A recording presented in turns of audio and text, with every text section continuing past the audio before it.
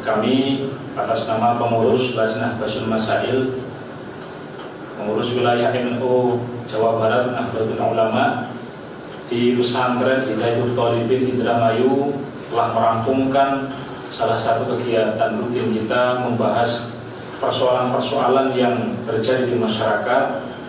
Alhamdulillah pada hari ini diangkat topik tentang persoalan polemik pesantren Zaitun yang berada di Indramayu. Langsung saja kami akan membacakan hasil-hasil keputusan Lajnah Basul Masail PWNU Jawa Barat. Bismillahirrahmanirrahim. Soal yang pertama membahas tentang bagaimana istidlal pihak Zaitun dalam pelaksanaan sholat berjarak dengan berdasarkan kepada Quran surat Al-Mujadalah ayat 11 yang berbunyi A'udzubillahi minasyaitonirrajim. Bismillahirrahmanirrahim. Ya ayyuhalladzina amanu idza qila lakum tafassahu fil majalisi fafsahu yafsahillahu lakum.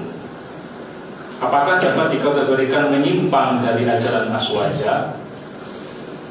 Diputuskan dalam Basul Masail kali ini, yakni istidlal yang digunakan pihak Zaitun menyimpang dari Ahlus Sunnah wal Jamaah dan termasuk penafsiran Al-Quran secara serampangan yang diancam oleh Nabi Muhammad SAW masuk neraka. Istilah pihak Zaitun ini tidak memenuhi metodologi penafsiran secara ilmiah, baik secara dalil yang digunakan maupun madlulnya. Penyimpangan istidlal Zaitun dalam konteks ini karena beberapa hal berikut ini. Yang pertama, makna tafassahu dalam ayat tersebut bukan memerintahkan untuk menjaga jarak dalam barisan sholat, namun merenggangkan tempat untuk mempersilahkan orang lain menempati majelis agar kebagian tempat duduknya. Yang kedua, bertentangan dengan hadis sahih yang secara tegas menganjurkan merapatkan barisan sholat.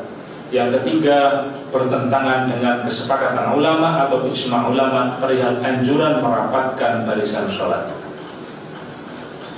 Pertanyaan yang kedua, apakah penempatan perempuan dan non-muslim di antara jamaah sholat yang mayoritas laki-laki dengan dalil ikut kepada mazhab Bung Karno sudah sesuai dengan tuntunan beribadah aswaja?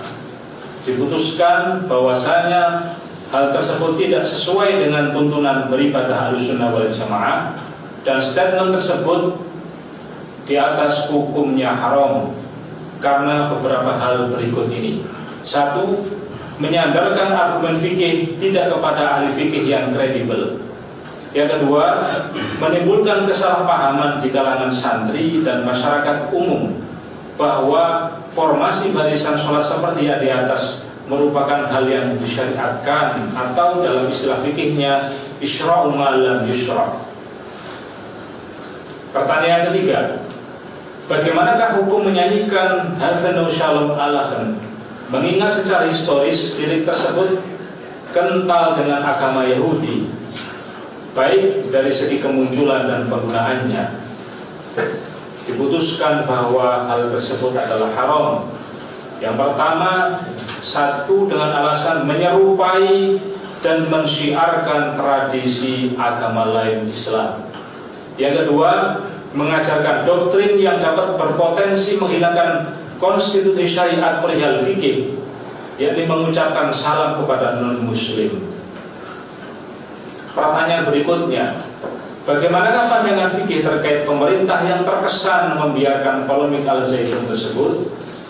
Diputuskan bahwasanya mempertimbangkan dan tugas dan kewajiban pemerintah adalah sebagai berikut. Satu, menjaga masyarakat dari segala bentuk penyimpangan baik dalam agama, budaya, dan norma yang berlaku. Yang kedua, menjaga konstitusi syariat. Yang ketiga, melakukan tindakan tegas pada seluruh bentuk kemungkaran sesuai dengan tahapannya.